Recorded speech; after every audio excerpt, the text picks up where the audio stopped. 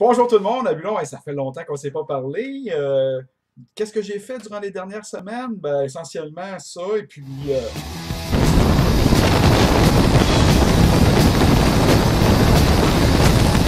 Hey!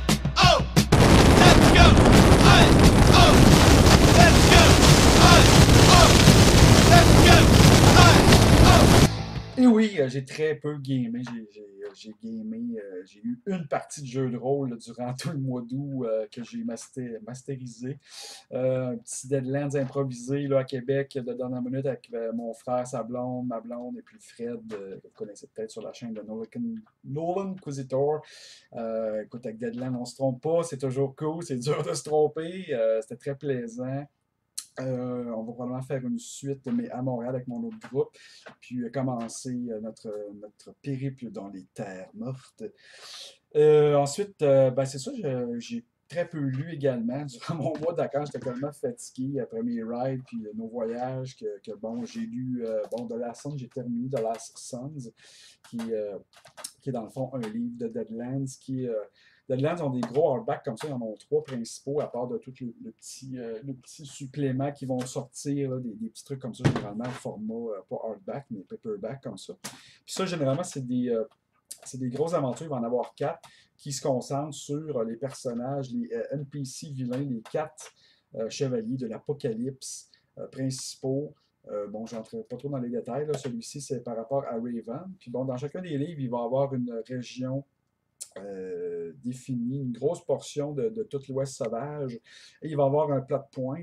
Les plot points, c'est quoi? Bon, ceux qui sont familiers avec Savage Worlds savent que chacun des settings, généralement, il va y avoir des aventures, mais des grandes lignes d'aventure, c'est-à-dire il va y avoir des portions, un grand métaplot qui implique plein de changements dans ces univers-là, mais très facilement insérables dans une aventure, entre des aventures, soit que vous faites vous-même ou achetez, préfaites, etc.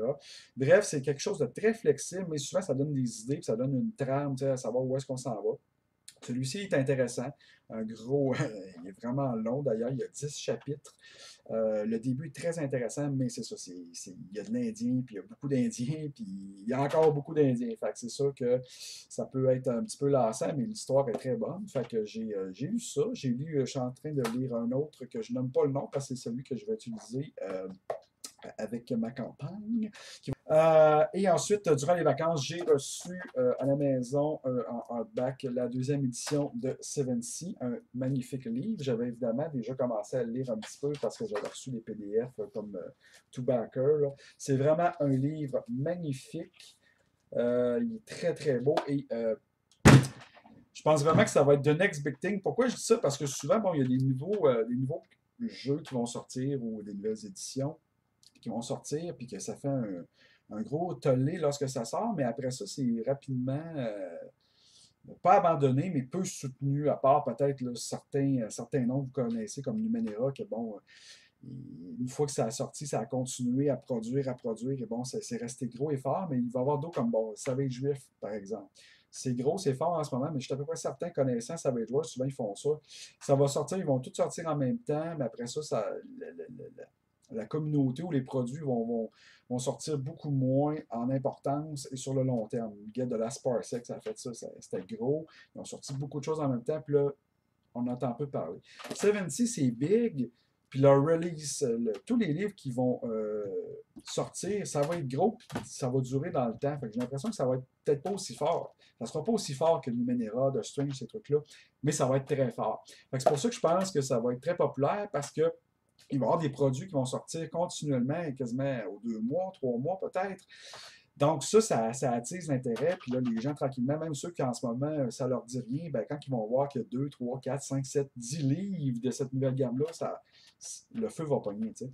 Là, à savoir, j'ai lu, comme vous savez, on joue à Seventy, mais Seventy avec les règles de Savage World. Donc, j'utilise l'univers, j'utilise les aventures. Je n'utilisais pas les règles de la première édition. La deuxième édition, donc je n'ai pas lu vraiment. Oui, j'ai skimmé là, en diagonale, j'ai lu le Quick Starter, j'ai regardé les règles, ça a l'air bien, mais c'est pas. Je ne m'avancerai pas trop. Là. Je suis pas certain en fait, là, juste en regardant vite. Mais si je peux parler par contre de l'univers, l'univers est vraiment cool. Mais ils ont changé. C'est une deuxième édition, mais c'est un reboot dans le fond. C'est pas une continuité. Tu sais, les dates n'ont pas changé. Ils n'ont pas avancé, genre l'histoire 25 ans plus tard, puis voici ce qui s'est passé. Non, ils ont même redessiné la carte. La carte a changé. Tu sais, c'est cool, mais en même temps, je trouve ça plate parce que, tu sais, on utilisait tout le stock de la première édition, puis là, ben, je peux pratiquement pas utiliser la deuxième édition parce que même la carte ne fonctionne plus. Tu sais, la Castille occupée, tatata. Tu sais, géographiquement, ça a changé. Des nouveaux pays qui ont été incorporés. L'Usura a changé énormément. Donc, c'est vraiment un nouveau point de départ, je vous dirais. Il faut repartir à zéro avec ça. Évidemment, il y a juste le livre de base qui est sorti, donc je pense que les grosses campagnes devraient peut-être attendre encore qu'il y ait la sortie de quelques autres suppléments avant de se lancer là-dedans. Et il va y avoir d'ailleurs John Wick ne sortira pas d'aventure, mais il va y avoir un site web qui a été promis dans le Kickstarter qui va sortir. Et là, les gens de la communauté vont pouvoir faire des contributions justement ou faire convertir des anciennes aventures et contribuer. Et là, tous ceux qui veulent le masteriser dans 70, ça va être l'endroit à aller. Donc, moi, je conseillerais que si vous voulez vous lancer dans 70 deuxième édition, attendez un petit peu encore parce que c'est très de surface. Là, tout ce livre-là contient toutes les règles, la magie et une description de toutes les nations. Donc, évidemment, c'est en surface. Mais il y en a que ça peut plaire, ça peut plaire parce que justement, ils ne veulent pas être inondés de trop d'informations et puis se laisser aller. Mais vous pouvez le faire pareil, de toute façon, même si vous avez les autres suppléments. Tu sais, je veux dire, ça, c'est comme ceux qui disent bon, je ne peux pas jouer dans Golarion, dans Pathfinder ou dans Forgotten Winds parce qu'il y a trop de suppléments, trop de romans, mais who cares?